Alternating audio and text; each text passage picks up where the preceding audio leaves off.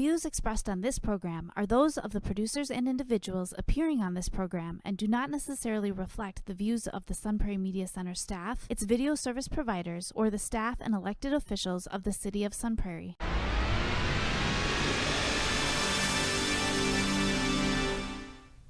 Hello and welcome to Real Reviews. My name is Jameson Rabbitt, and this week I'm so excited to be joined by my lovely and talented wife, Miss Sarah Rabbitt. Hello. Welcome, ma'am. Thank you. Welcome back. It's been a little while. Yeah, it has. But you're here. This is episode 497, by the way. Wow. We are counting down. We are marching towards the 500. All right. So I'm very excited to have you on. Thank you. Thank you for having me. We've got some rom-coms. We've got some Elvis chatter. Yeah. We've got a throwback movie, amongst other things.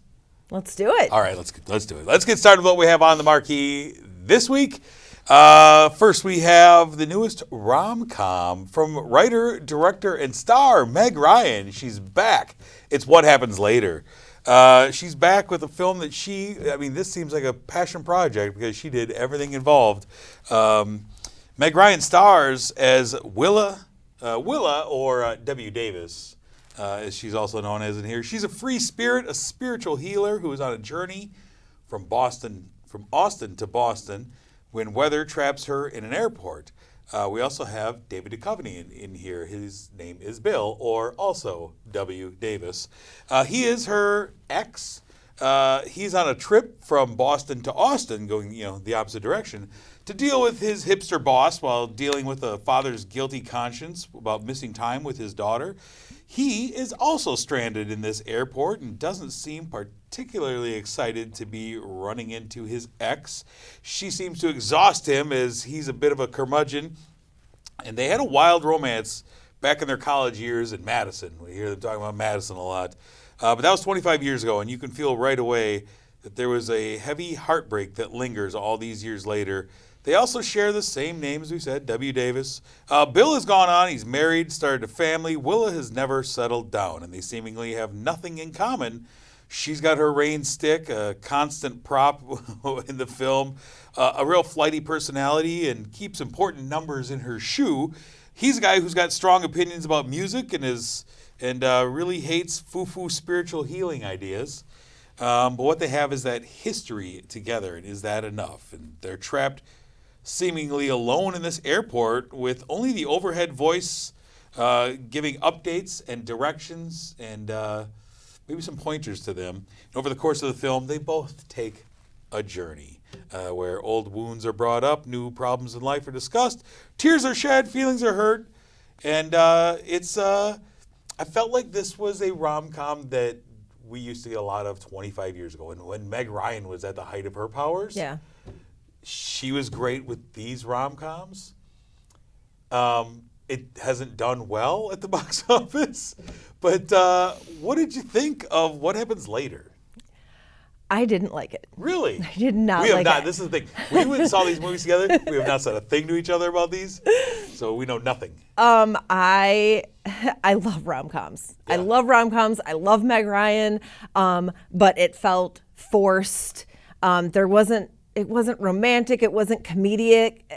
It wasn't comedic. It just was like, it gave me anxiety. Really? I did not like Meg Ryan. Really? I did not like her at all. She made me uncomfortable. Like, her character made me uncomfortable. Okay. She was like narcissistic and selfish and like no redeeming qualities at all. Okay. Like, I just did not like her, and the chemistry with her and Duchovny just wasn't there. She needs to stick with Tom Hanks. I like the chemistry between Yes, them. Part of it is I love David Duchovny. Well, and I do too. I really love him. I thought he had the comedic bits in this movie. Yeah. His exasperation. But with I her. never like laughed. Like, I was just kind of like I don't know. Just, it didn't do anything for me. Interesting. I felt like this was a couple who I believed went through some things in the past. Yeah. And I felt like that they were a couple who has thought about that love that was lost all those years ago, and not mopey about it, but like in your gut feeling about it. Here's one. As I'm talking about this movie, they say when we were in college in Madison 25 years ago, right? Yeah. It's been 30 years since we were that age, and they're definitely older than us. Meg Ryan trying to pass off. I mean, she does say, I think, in this movie that she's 39. She's been saying she's 39 or 49. Yeah. Doesn't matter. Doesn't Whatever. matter. I thought there was a great little moment in here. There was a bad bye moment when they first thought that they were going to catch flights. Mm-hmm. There was this bad bye moment of this kind of awkward hand wringing, hug, kiss the hand type thing. I was like, oh, that's really cute. I like that. Yeah. It kind of built the chemistry for me. I don't like it. I just didn't like it. Right. I had high expectations, I think. Yeah. And, and it just fell really short for me. And I kind of didn't like the weird overhead voice and like the things on the marquee that would come by, and it was the overhead voice, weird. Warning you about lost baggage, blah blah, but also kind of giving them directions in a way, real coded things, answering back to them, and then the scrolling things, kind of giving them messages. It was just weird. Well, that's the thing though, is like sometimes in these rom-coms you do have to. I mean, Sleepless in Seattle was the same way. Yeah. You have to believe in a little bit of magic in this universe. But it wasn't like Sleepless in Seattle, You've Got Mail, things like that. Mm-hmm. Will have those little moments where it was like you'll see the sign and you think that sign is for you and everything. But it was not sprinkled naturally through the movie. Okay. Sure. I felt like it was forced. Like it definitely was. I felt like it wasn't like, look at that, it's speaking to them. Yeah. I was just like, okay, what can we put here to make it look like we're, trying to show them something? Like, I don't know. It was just. No, I don't disagree with you. Yeah. It was definitely, that part was very forced. I love having Meg Ryan back. I feel like she's so easy to root for. Guys my age, every guy my age had a crush on her in the late 80s, early 90s. It's great to have her back. She went through a really rough patch. There's a joke early in the movie. I don't think you were actually in the theater at that point. Yeah, because I left. And I just stepped up for a minute. But there's a joke about how the company says something about like, oh, you haven't looked yourself in a while or something like that. I was like, did she write that in because of all the botched plastic surgery she's had over the years? Yeah. And so I root for her. I want this to be good. I wouldn't in rooting for this to be decent. I really wanted it to be better, and there was just something about her that bothered me. I don't know if it was like the crystal flinging around her neck or her clomping around in these combat boots. Like there was just something really uncomfortable about her that I'm just like I just kind of wanted her to like.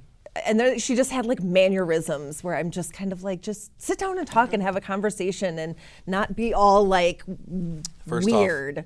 Here on the observed Veterans Day, I will defend women clomping around in combat boots, and you should as well. As a woman who clomped around in combat boots. Let's not besmirch that. All right, I think we see this one a little differently. Yeah. What did you end up giving What Happens Later? I gave it 1 star. Dang. Yeah, I did not like it. I guess so. You hit it well. I'll say that. You didn't say a word about it when we walked out of the theater.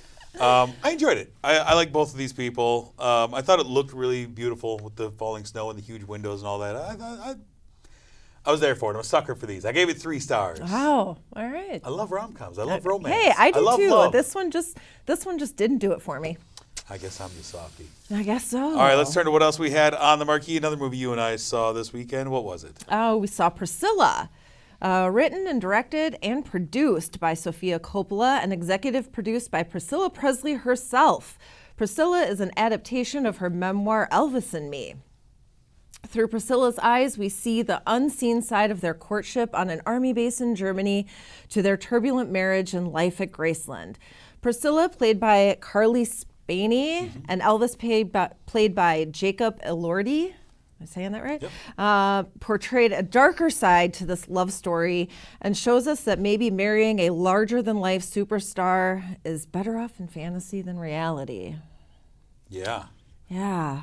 I always look forward to Sofia Coppola films because I think she does an interesting job. She tackles a lot of subject matter like this about women who are kind of trapped in relationships and who just kind of complicated women. She likes making movies about complicated women.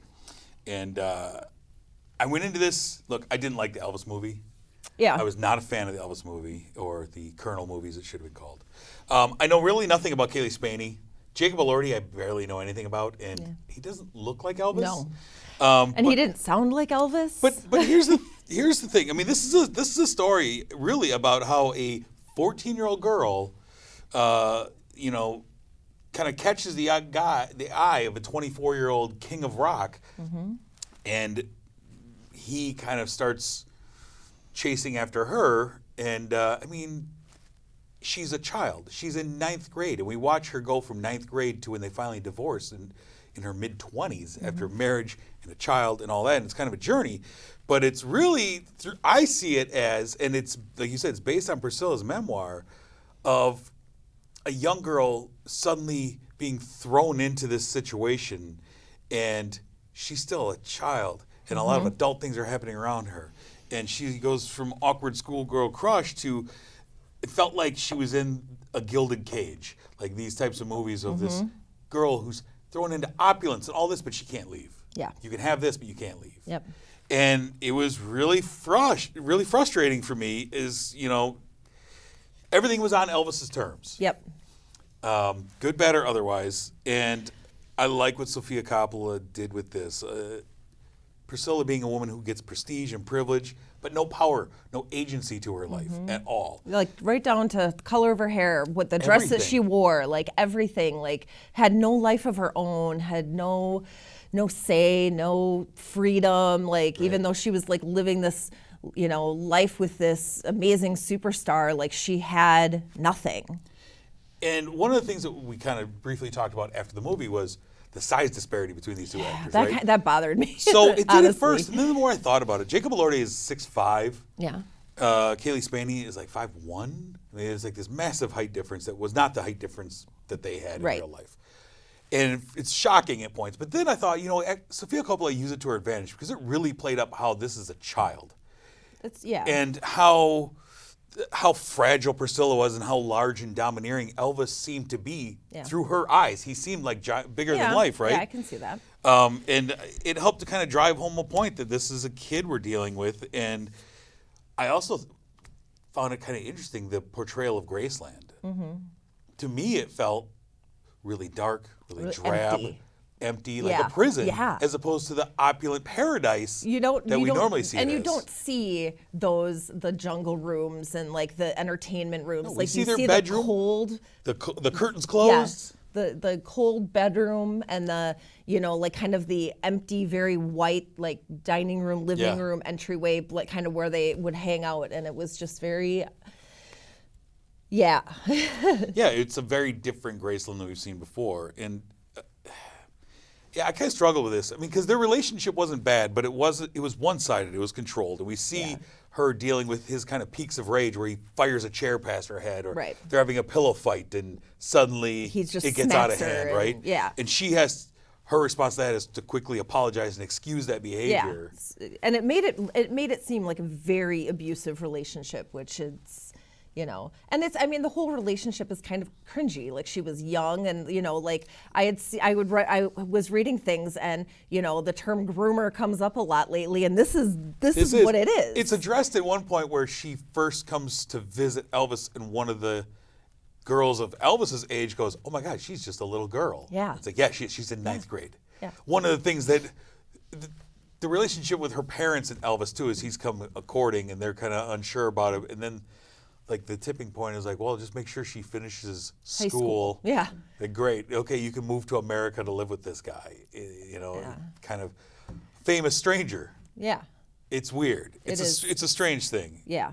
And you see how she's isolated amongst grown-ups. She's surrounded by grown-ups, and you see Elvis and all his hangers-on who are like, she's given birth. Like, we all got to go. We got to tag along with Elvis to the hospital. Like, they're always around. And so she never really has freedom, and her parents kind of let her go. And it's like a little girl in a big world. And the only, relationship they had was in the bedroom, because outside the bedroom, he had his entourage. Right. And she had him. And it was just depressing. And, I grew up on Elvis. I was about to say, you come from the biggest Elvis fan I've ever met. You come by it honestly. And so it was hard to watch. It was really hard to watch. And, like kind of knowing that like, he probably maybe wasn't the greatest guy in the background, but he was this, icon and kind of just seeing it from Priscilla's perspective. Like she, had full say in what was Yeah, what she was executive made. producer. Yeah. This is based on her. Now, Lisa Marie, before she passed, read this script, begged Sofia Coppola not to make Yeah, because this. it This is portrays not him in representative of my horrible dad. light. Horrible. No, Lisa Marie doesn't really know her dad that well. No. he died very young. But yeah, there's been a lot of like, what's the motivation here for this type of movie? Yeah. A lot of questions about that. I thought that it kind of fit nicely into the void that I felt after the Elvis movie of 2 years ago, or last year. It kind of filled some gaps and. Well, first off, there's not a lot of mention of the Colonel in this movie. I'm cool with that. I'm done with the Colonel after Tom Hanks' portrayal. There's not much Priscilla in the Elvis film. Right. She really isn't a part of that film. And this focuses on a part of his life which I thought was really lacking in that, of his frustration with his movie career. Yeah. That's kind of glossed over in the Elvis movie. And this is really focused on his frustration of why don't they ever give me any good scripts? Yeah. Why am can't I making be a the leading same man? crap over Why and is it over? all musicals? Yeah. Like, Yeah. Yeah.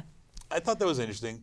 I thought Jacob Elordi, I thought he was an interesting representation. He didn't look like Elvis, but he didn't not look like Elvis. Yeah. I mean, he was a good-looking guy. He has a presence. His accent, like kind of how he, like, his southern drawl mumble kind of bothered me. Yeah. It just kind of, I mean, I get it, but it was just kind of, I don't know, kind of felt forced. Like, Yeah, it was him doing an impersonation. yeah. Yeah. And Of, but like, I embodying a loved character. Carly. I thought she did a great Yeah, I job. thought so as well. Yeah. What did you end up giving Priscilla? So I liked the movie. Yeah. I thought it was well made. It was kind of boring. It kind of could have been a half hour shorter, maybe. But it just kind of left me like, I don't know. I mean, I gave it 2, not Okay. because I didn't like it, but it just, You wouldn't watch it again. I wouldn't watch it again. It was hard to watch. Sure. It was hard to watch. Yeah, that's fair. Yeah. I ended up giving it 3 stars as well, as I did the last one. Just a lot of things that I enjoyed that Sofia Coppola does with her movies, and how much she got me to care about a character that I've never cared about. Right. Priscilla Presley is never like, she's the lady from the Naked Gun movies. Yeah. Like really, like I'm not like tied into Priscilla Presley a whole lot, and it got me really sympathizing with her as a Yeah, character. for sure. So, 3 stars for me. Let's move on to our streaming spotlight this week, where we turn to Hulu for this week's film. It is Quiz Lady from director Jessica Yu. Stars Awkwafina as Ann Yum. Ann is a lady obsessed with living a lonely life. She works in a mind-numbing office where no one really talks to her. She doesn't seem to have much of a social life. She desperately tries to avoid her duplex neighbor, but she has her dog Linguini and her obsession with the televised game show Can't Stop the Quiz. She's been obsessed with this show since she was a child, never missing an episode. Every night she and Linguini sit down and watch it, and she's amassed a remarkable wealth of trivia. All of this is interrupted when her mother runs off with a new boyfriend to avoid some gambling debts. There's some craziness that happens, and this brings her sister Jenny back into her life, played by Sandra Oh. Jenny is the definition of a hot mess. She is a tornado of chaotic energy that swirls into Anne's quiet life. And the sisters have a sizable age gap. Jenny is quite a bit older than Anne was. They haven't spent a lot of time together over the years. Jenny makes Anne internet famous by posting a secret recording of Anne answering every question while watching Can't Stop the Quiz. And this turns her into the titular quiz lady. And Anne hates this notoriety, this publicity, but she might be forced to use that when Linguini is held captive by the guys who are trying to collect on their mother's debt. Who's Linguini? Linguini the dog. Okay. Yeah, I said that. Oh, you did? Yeah, and we also watch a lot of the quiz show, Can't Stop the Quiz, which is hosted by Terry McTeer, played by Will Ferrell, and they have a longtime returning champ, Ron Heacock, played by Jason Schwartzman's one of your favorites. He is just the worst person, the returning champ with the glowing white teeth and the makeup on his hands, and so we watch a lot of that and their interactions. But really, it comes down to, it turns into a bit of a road trip at a point where they're on the run. The two sisters are on the run, trying to find a way to get money to save Linguini. And of course, you know where this is all going to lead. She's been watching the show for years. Can she win that money? This is billed as a comedy. I didn't laugh a lot. I did. Did you? I did. I laughed out loud. Like, I thought Sandra Oh and Awkwafina were a great match. They had like a great comedic chemistry. One is like larger than life, and the other is just so dry and drab and one note, but in a funny way. I loved them. See, and now, usually in almost every role, Awkwafina is the Sandra Oh character. Yeah. She is the chaotic energy. Which is why I loved it. Because Sandra Oh is like so serious and like... Right. For some reason, I didn't feel that. I didn't believe Sandra Oh was the crazy person. And I didn't like Awkwafina. Like, they kind of stripped her of her charisma. Yeah. And made her like slump-shouldered and monotone. And I'm like, that's not the Awkwafina I love. No. I like her when she's crazy. But, yeah, they totally switched roles. But I thought they both did it great. I thought all the I thought they were comedy, great. the best comedy came from the ancillary characters. Tony Hale playing Ben Franklin with the braces on. I loved him and their interactions with him. Jason Schwartzman, I know you hate him. I hate him. He's the unlikable game show villain. But I loved the character he played because I could justifiably he's hate easy him. to despise. He's so gross and annoying and just a terrible person. And I thought Will Ferrell totally understated in this movie. I thought he was great. Doesn't overpower. He's mellow. Normally Will Ferrell overpowers anyone else in the scene. No, I thought he was great. He was kind, like just a good guy, a great just addition. Yeah. And I liked him.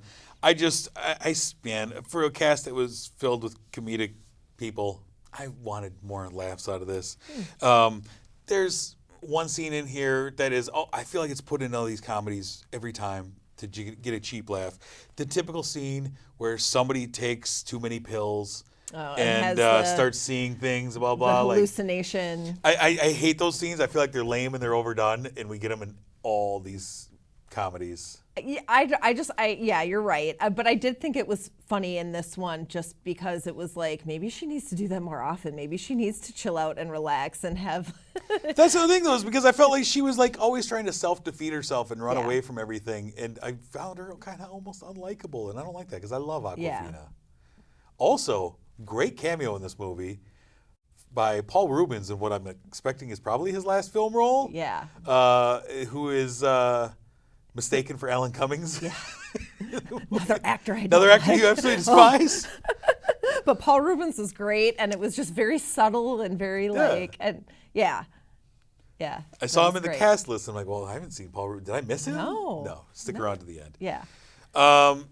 Quiz Lady I watched it again this morning. So I watched it a second time today because I didn't remember. Trying to hype yourself up. Well, because I didn't remember a lot about it, honestly. So I'm trying to put my notes together last minute, and it's like I should rewatch that, and it didn't catch me the second time either. So. And I disagree. I loved it. I wanted to turn around and watch it again. What we're finding today is you and I have different tastes in movies. Let's go ahead and throw some scores out there. What did you end up giving Quiz Lady? I gave it 4. Wow! I thought it was great. Okay. I thought it was funny. That's fair. Yeah. I gave it 3. Every movie gets 3 this week. Okay. Yeah, I liked everyone else except for the main characters. Okay. Everything else is fine. 3 stars. Everything's 3 stars these days. Everything's just slightly above average to me. That's how I'm living life. All right. Since you are here, we have a movie throwback, and I let you decide a movie throwback, and you hesitated for 1 second before deciding what it was. What are we talking about? Overnight Delivery. What's one of that? my favorite movies from the 90s. It is Paul Rudd, Reese Witherspoon, and Christine Taylor. Paul Rudd plays college student Wyatt, is convinced that his hometown girlfriend Kimberly, Christine Taylor, is cheating on him. While sulking at a strip club with friends, he defends the honor of Ivy, Reese Witherspoon. Defends her honor and and Ivy befriends him. Sorry, I've got a little lost. Ivy convinces Wyatt that he should send Kimberly a vicious letter, which he does by express mail. When he finds out Kim is not actually cheating on him, he and Ivy hit the road to retrieve the package before it gets delivered. But a brand new delivery driver is not going to make it easy for them. Yeah. And it's a road trip movie. It's a road trip movie. Big comedy with people that are just great. Yeah. People we love. It's a great cast, fun, and totally 90s. This movie, 1998. Movie was written initially by Kevin Smith. Was it really? I didn't know Joey that. Lauren Adams was supposed to be the Reese Witherspoon role because they were dating at the time. Yep. Right after Mallrats. It's supposed to be Jay and Silent Bob pop in for this movie. Things happened. It ended up getting rewrites, but this was his original thing. This movie is completely overlooked, though. For who's in it, I don't know anyone that talks about this movie. No one mentions it. It's a great rom-com adventure. It's Reese Witherspoon right after Fear, right? She's just starting to be like, oh man, okay, who's this girl? And then she makes this movie, which I think might have gone direct to video. Yeah, direct to VHS I don't know. We in discovered 98. it at a video store once. Like 1999. Yeah. Like I think in Germany. Right. Yeah. But right after this, she goes from this into Pleasantville, Cruel Intentions, and Election, and she's Reese Witherspoon, superstar. Yeah. But this is kind of that in between these things.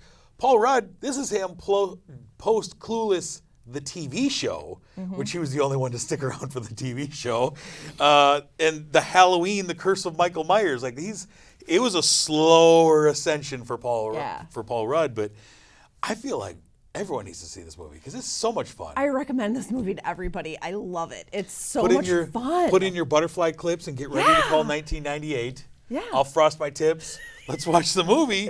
It's so much fun, and like I do think this is one of the great discoveries of when we were early in our relationship. We stumbled across this one, and I've never heard of this movie. Yeah. Good stuff. But it's got good actors. Let's watch it. Instant favorite. Yeah. I love it. Overnight delivery. It is available on DVD. We have it at home on DVD. You got to search a little bit for it, but it's a fun one. So I'm guessing you probably haven't heard of it. Great recommend from Sarah. Thank you. Good one right there. All right, let's take a look ahead at what is coming soon. I'm looking at the weekend of November 17th, I believe.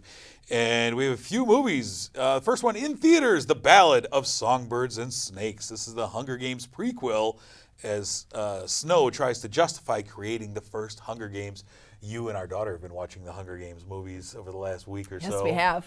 I feel like this is going to feed right into when this comes out. Yep. No PETA in this one, though. I know our daughter has a crush on PETA. She does. That guy's a dweeb. Also in theaters, we have Trolls Band Together, the third in the Trolls films, where Branch's secret of being in a boy band with his brothers is revealed and will probably lead to lots of in-sync jokes since Branch is voiced by Justin Timberlake, America's favorite right now. Right. Everyone loves Justin Timberlake right now. I'm a little ashamed of my man crush on him. And then lastly, in theaters, we have Next Goal Wins, Taika Waititi's new film starring Michael Fassbender about the American Samoa soccer team, which in the 2001 World Cup lost to Australia 31-0 in a soccer game. Completely embarrassed. They brought in this new coach to try and turn them around. This movie has a cool running feel to it if I've ever seen one. I'm very excited because everything about it. Fassbender, Taika Waititi, I love all of it. Over on Netflix, we have Rustin, a film starring Coleman Domingo as activist Bayard Rustin, who orchestrated the Civil Rights March on Washington in 1963. And trust me, it wasn't easy. Also co-stars Chris Rock and Jeffrey Wright.